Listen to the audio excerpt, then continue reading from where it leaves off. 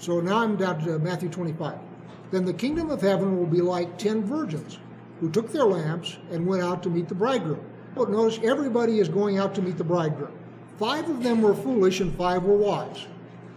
For when the foolish took their lamps, they took no oil with them. But the wise took flasks of oil with their lamps.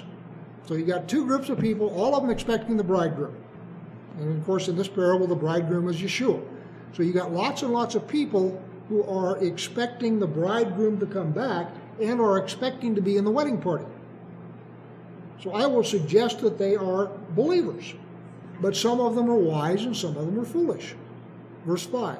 As the bridegroom was delayed, they became drowsy and slept. Who became drowsy and slept? All 10 of them became drowsy and slept. And oh, by the way, when they all are drowsy and sleeping, their lamps are burning. So they had enough oil in their lamps to burn for a while. Everybody's lamp is burning and consuming oil. But when they wake up, the wise ones have some more oil to add to the lamps. But at midnight, there was a cry, "Here is the bridegroom, come out to meet him." Then all those virgins rose and trimmed their lamps. Notice that you would trim a lamp that has burned out. That's how you can infer that all their lamps were burning while they were asleep, and the oil that was in the lamp got consumed, because now they need to trim the wicks and relight them. So all those virgins rose and trimmed their lamps, and the foolish said to the wise, "Give us some of your oil, for our lamps are going out." But the wise answered, saying, "Since there will not be enough for us and for you, go rather to the dealers and buy for yourselves."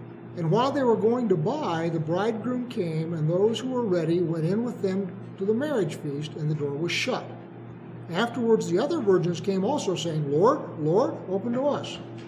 But he answered, "Truly I say to you, I do not know you. Watch therefore, for you know neither the day nor the hour." Each of us is instructed to prepare, and you cannot depend on somebody else to do your preparation for you. You must do it yourself. What was the wicked servant's rationale? My master is delayed. I was expecting him by now and he wasn't here. Move forward to the virgins. We expect him at a certain time. We have enough oil in our lamps to get to that certain time.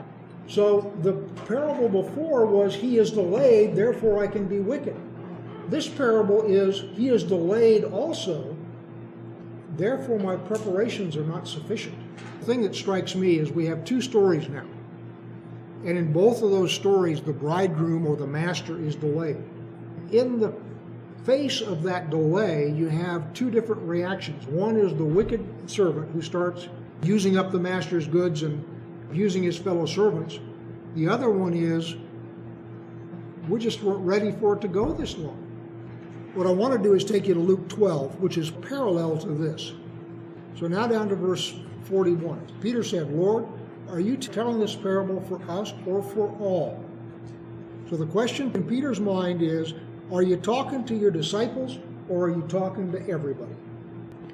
And the servant who knew his master's will but did not get ready or act according to his will receive a severe beating. So notice what he's saying. Who's he talking to? The ones who know his will. So at least in this particular situation, he's talking to his disciples. Now, as all of us have gone out and we have scriptures to study and so forth, I think most of us in most situations have some idea what the Lord's will is. So he says, and the servant who knew his master's will but did not get ready. Now we're talking preparation again, aren't we? We're back to the virgins with the lamps. And the servant who knew his master's will but did not get ready or act according to his will receive a severe beating. The more you know, the more you're responsible for. But the one who did not know and did what deserved a beating will receive a light beating. Everyone to whom much is given, to him much will be required. And from him to whom they entrusted much, they will demand more. The idea is you're responsible for what you know. And there are people out there who are ignorant. From the perspective of everybody in the body of Messiah, the bridegroom has been delayed. Nobody expected it to be 2,000 years so far. The question is, during that delay, what are you going to do?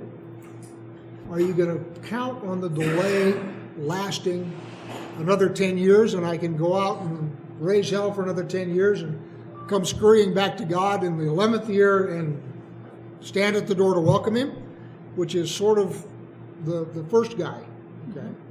Or are you just going to drift? You're not going to really prepare, but you're not going to be doing anything bad. And then you're in the case of the foolish virgins. Or are you going to actively be about what it is that God has given you to do and not worry about when he's going to come back, because you know that when he's come back, he will find you doing what he left you to do. So if you're doing more or less as best you can what he has left for you to do, you really don't need to worry about when he's coming back.